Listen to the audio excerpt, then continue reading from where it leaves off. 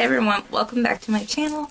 It's me, Burgundy, and I hope everyone had a great Christmas holiday season and had a wonderful New Year's. I was sick. I have a little something, I don't know. The doctors will tell me tomorrow. So today I wanted to do the 2017 Perpetual Page Turners survey. This comes from a blog who I found through the YouTube channel Bookable. I was kind of just scrolling through YouTube and I found her channel and I watched her video and I was like, hey, I really want to do that too. Not that I have read a lot of books this year, but I want to do it, if anything, so that I can look back on it next year and be like, you know. So I will definitely leave a link below to the Perpetual Page Turners blog post, as well as Bookable's video that I first saw and inspired me to do this.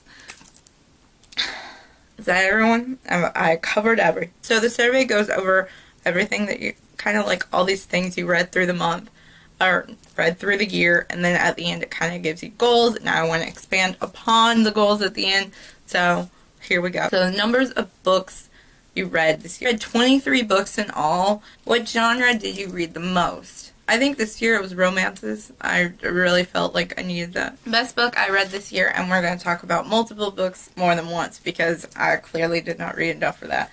But Lord of Shadows by Cassandra Clare. Definitely. Book you were excited about but turned out that you didn't really love. And for that one, I'm going to have to go with Looking for Alaska. I borrowed that one from a friend and I was so excited because I love John Green. And it just wasn't what I wanted. It was not to the caliber for me that Paper Towns or A Fault in Our Stars was. So, most surprising book you read. And for that, I'm going to have to go with Made You Up. Oh my gosh, I can't think of the author. I'll put the author down here somewhere.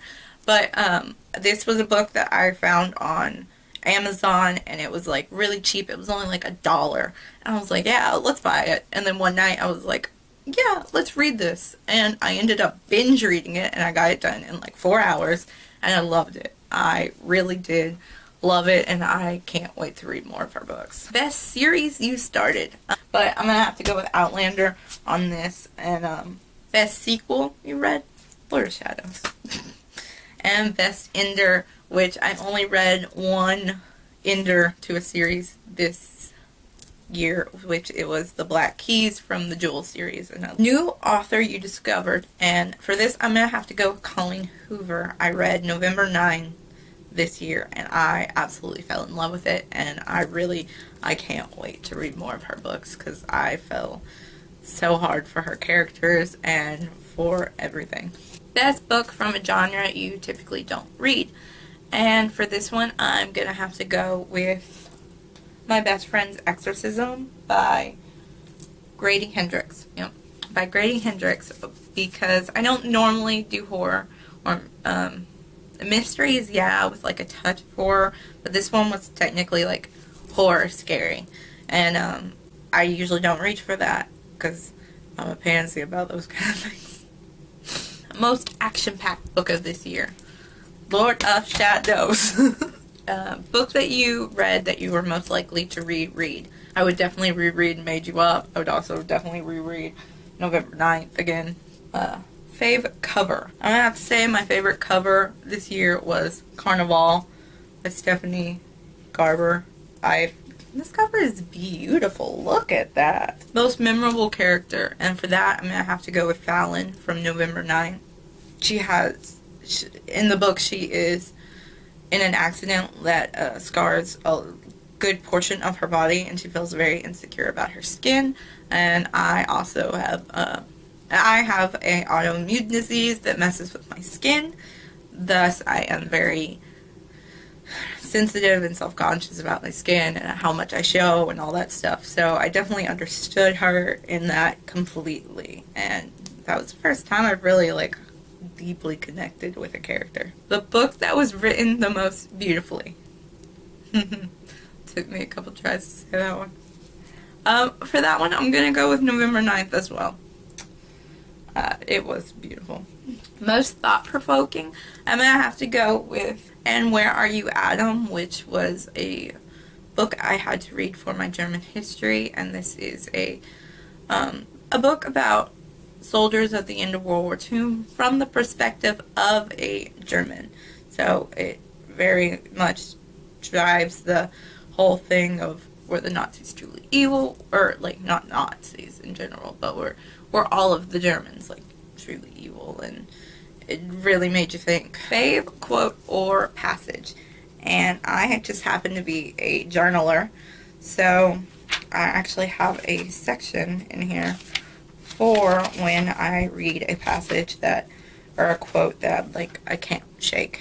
And for this, I'm going to go with the one from Lord of Shadows, and all it says is, break my heart, he said, break it into pieces, I give you permission. And something about that just, I was right there, and I loved it. I don't know.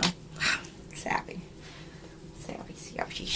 Shortest and longest. So my shortest was And Where Are You, Adam, which came in at 156 pages. And my longest one was Outlander at a staggering 850 pages. Book that shocked you. This one I'm going to go with Tattoo Atlas. I didn't know really what to expect from it. I just knew that it had to do with if a person could truly be good or truly be evil, and if you could change it. And it turned into like this mystery crime novel, and I wasn't expecting it, which shocked me. And then the whole time I thought it was this one person, and I was completely wrong. OTP of the year, I'm not going to spoil it, but I will tell you it's in Lord of Shadows. Everyone who has read Lord of Shadows or this series, it's not the main one. It's definitely one of the younger siblings' little romance. That's awesome, and I love it. I think it's adorable. Just adorable. My favorite non-romantic pairing came from Miss Pellegrin's Home for Peculiar Children, and that was Jake and Millard. I like how Starky Millard is, and I thought they were so, like, it was a cute little bromance, and I liked it.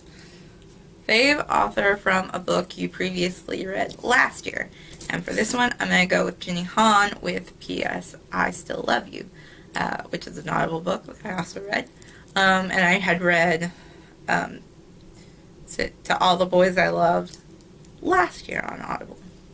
So maybe next year I'll read, or I'll listen to Forever Lordy. So who knows? Best book you read solely on recommendation, and for that I'm going to go with Miss Peregrine's Home for Peculiar Children. Newest fictional crush,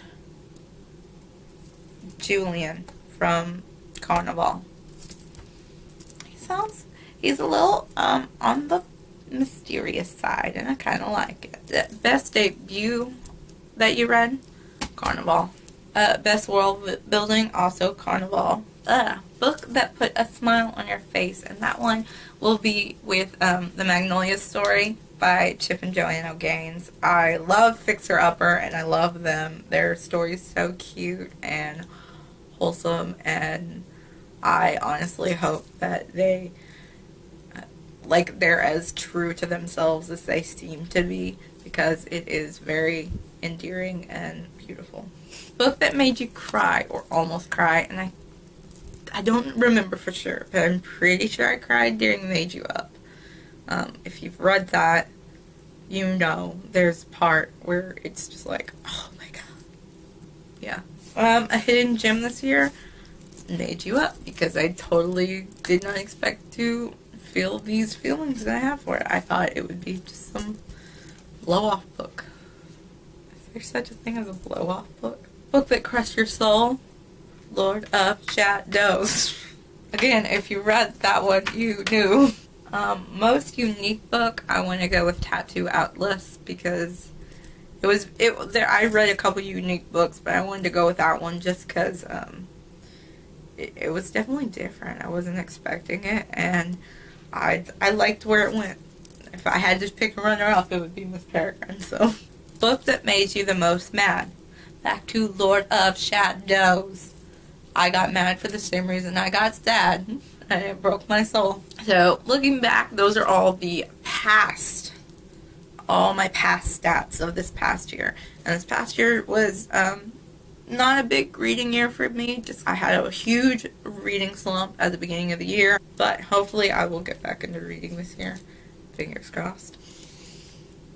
And now looking ahead into what will hopefully happen in this coming year. One book that you didn't read in 2007 but are going to get to in 2018. And for that, I'm going to read Clockwork Angel. I'm gonna finally start the Infernal Devices series.